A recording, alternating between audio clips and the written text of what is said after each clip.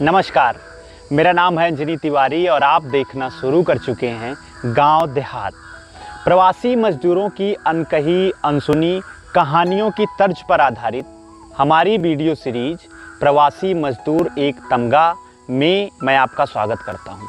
इस एपिसोड में हम आपको प्रवासी मजदूरों के बारे में बताएंगे। ये मजदूर कौन होते हैं? जनसंख्या घनत्व की अधिकता एवं अधिक जनसंख्या होने के कारण हमारे देश की लगभग 50 करोड़ की आबादी यूपी, बिहार, झारखंड, पश्चिम बंगाल एवं उड़ीसा में निवास करती है। इन प्रदेशों में उद्योग धंधों की संख्या बहुत कम है। खेती किसानी एवं सरकारी नौकरियां यहाँ का प्रमुख रोजगार हैं।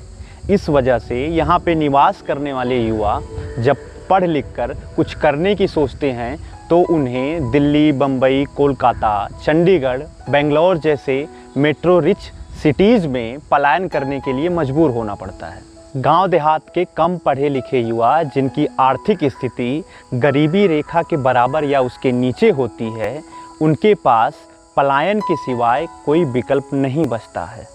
उनकी शिक्षा में तकनीकी शिक्षा एवं औद्योगिक शिक्षा का अभाव होता है, जिसकी वजह से पलायन के पश्चात जब वो बड़ी मेट्रो सिटीज़ में जाते हैं तब वहाँ पर उनको अपनी जीवन यापन के लिए दिहाड़ी मजदूर या हेल्पर के रूप में काम की शुरुआत करनी पड़ती है।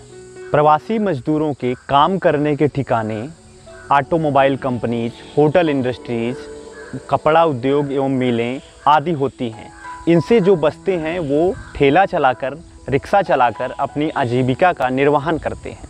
इन जगहों पर इनकी न्यूनतम मजदूरी 250 से 350 रुपये होती है, जो हर स्टेट के न्यूनतम मजदूरी विभाग से तय होती हैं। ये सरकार द्वारा तय मजदूरी भी पूरी नहीं पाते हैं, क्योंकि इनके और सरकार की या कंपनी के बीच में ठेकेदारी प्रथा हावी होती है और इसी मजदूरी की खातिर इनको लगभग 10 से 12 घंटे लगातार काम करना पड़ता है।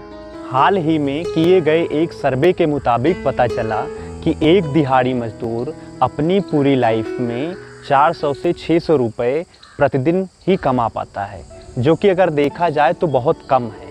मजदूरी से मिले पैसे का बड़ा हिस्सा वो कमरे के किराए के रूप में 2000 से 5000 रुपये प्रति महीने भरता है। उस कमरे के किराए में वो अकेला नहीं, 3 से 4 मजदूर और रहते हैं। मुंबई जैसी माया नगरी में महंगाई और भी ज़्यादा है। वहाँ पर 10 बाई 12 के कमरे में 7 से 8 मजदूर साथ रहते हैं। कुछ दिन में काम करते हैं तो कुछ रात में काम करते हैं।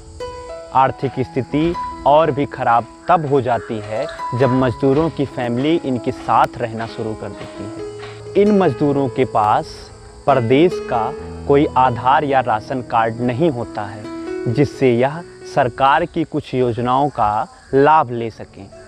अभी हाल ही में सरकार ने एक देश एक राशन कार्ड योजना के तहत इनकी कुछ मदद करने का प्रयास की है। इनका खान पान भी आर्थिक स्थिति ठीक न होने के कारण बहुत सही नहीं हो पाता है, जो कि इनमें गंभीर बीमारियों से पीड़ित होने की संभावनाओं को बढ़ा देता है। कारखानों, उद्योग धंधों में ये बस एक कामगार के रूप में जाने जाते हैं।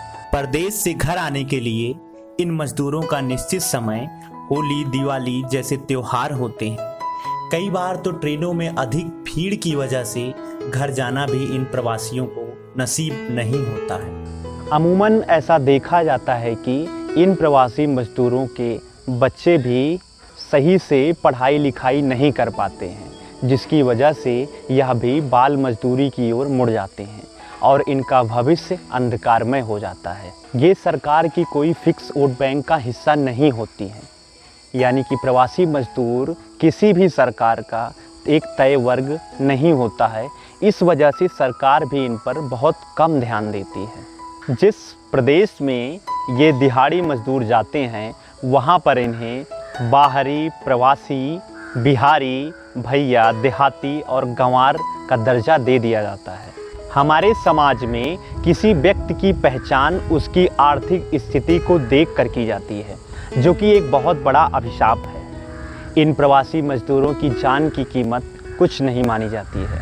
आपने अक्सर सुना होगा, समाचार पत्रों में पढ़ा होगा कि ट्रेन से कटकर दिहाड़ी मजदूर की मौत, सड़क दुर्घटना में दिहाड़ी मजदूर की मौत और कारखानों में दिहाड़ी मजदूर की मौत। कोरोना जैसी भीषण महामारी ने तो इन प्रवासी दिहाड़ी मजदूरों की कमर ही तोड़ दी। अगर ये 2-3 दिन लगातार काम पर ना जाएं तो भोजन की समस्या उत्पन्न हो जाती है। तो आप सोच सकते हैं कि 3 महीने की इस लॉकडाउन की अवधि में इनकी क्या स्थिति रही होगी। सरकारी आंकड़ों एवं सोशल मीडिया के दावों की बात की जाए तो लगभग 60 से 70% प्रवासी मजदूर अपने गांव देहात वापस आ चुके हैं। ऐसे में हमारी टीम इन पर बराबर नज़र रखे हुए है। इनकी आवाज़ को वैश्विक प्लेटफॉर्म पर बुलंद करने के लिए हम लोग लगातार काम कर रहे हैं।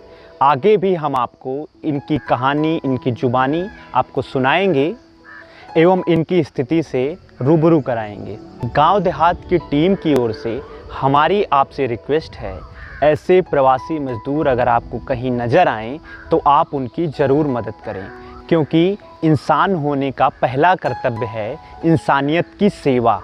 इसी बात के साथ हम ये एपिसोड यहीं पर समाप्त करते हैं। जल्द ही आपके सामने हाजिर होंगे एक नए एपिसोड के साथ। अगर आपको ये वीडियो पसंद आई हो तो आप हमारे चैनल को सब्सक्राइब करिए। अगर आप हमसे फेसबुक पर जुड़ना चाहते हैं तो उसका लिंक हमारे डिस्क्रिप्शन में दिया गया है। कोरोना भी गया नहीं है तो आप सोशल डिस्टेंसिंग के नियमों का पालन करिए, अपनों का एवं अपना ख्याल रखिए। शुक्रिया। मैं आपका अपना देहाती पत्रकार अंजनी तिवारी।